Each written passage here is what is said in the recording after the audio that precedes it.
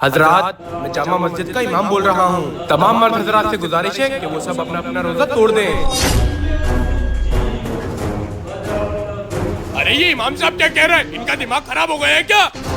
अरे इमाम साहब पागल हो गए क्या जो रोजा तोड़ने के लिए कह रहे हैं? हाँ, ये बहकी बहकी बातें क्यों कर रहे हैं? चलाओ मस्जिद चल के देखते हैं क्या माजरा है।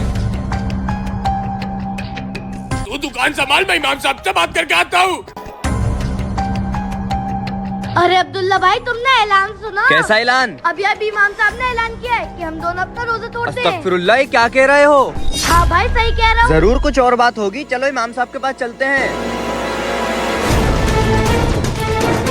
इमाम साहब, इमाम साहब, किधर है इमाम साहब? ये क्या ऐलान किया है इन्होंने? अरे अंदर चलकर देखो, अंदर होंगे वो। अरे इमाम साहब किधर हो? बाहर आओ। अरे मुझे तो लगता है इमाम साहब यहाँ से डरकर भाग गए हैं। यहाँ से तो वो भाग गए, लेकिन अपने घर से नहीं भाग सकते। ऐसा करते हैं, उनके घर चल के उनको पकड़ते हैं। हाँ सही कहा, चलो।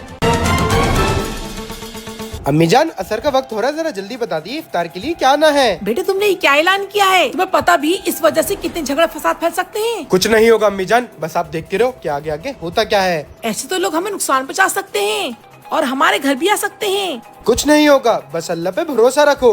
अब मैं इफ्तार के लिए सामान लेने जा रहा हूँ। जी बताइए। इमाम साहब को बाहर भेजो, उनसे जरूरी बात करनी है। लेकिन वो बाजार इफ्तारी लेने गए हैं। असर की नमाज का टाइम हो रहा है, वो नमाज पढ़ाने जरूर आएंगे। तुम लोग जाकर उनका मस्जिद में इंतजार करो, मैं उसे यहीं देखता हूँ। ठीक कह रहा है, चलो।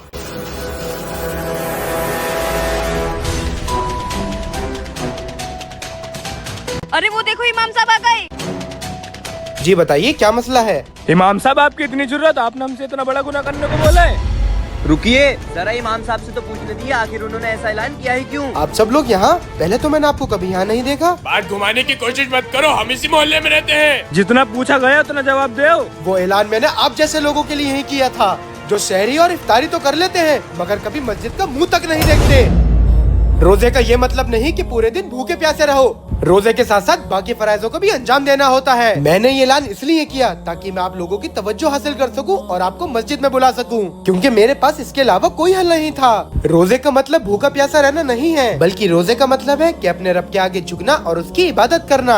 अगर हम रोजे रखकर भी गलत काम कर रहे हैं, नमाज़ें अदा नहीं कर रहे हैं, तो अल्लाह को हमारे ऐसे रोजों की कोई जरूरत नहीं है। इसलिए मेरे भाइयों, इस मुबारक महीने में ज्यादा से ज्यादा अपनी बख्शिश कराने की कोशिश करें। क्या पता अगले साल हमें ये मुबारक महीना नसीब हो या ना हो। इमाम साहब, हम अपनी गलती पे शर्मिंदा है। आज से हम रोजे के साथ साथ 5 वक्त की नमाज भी अदा किया करेंगे।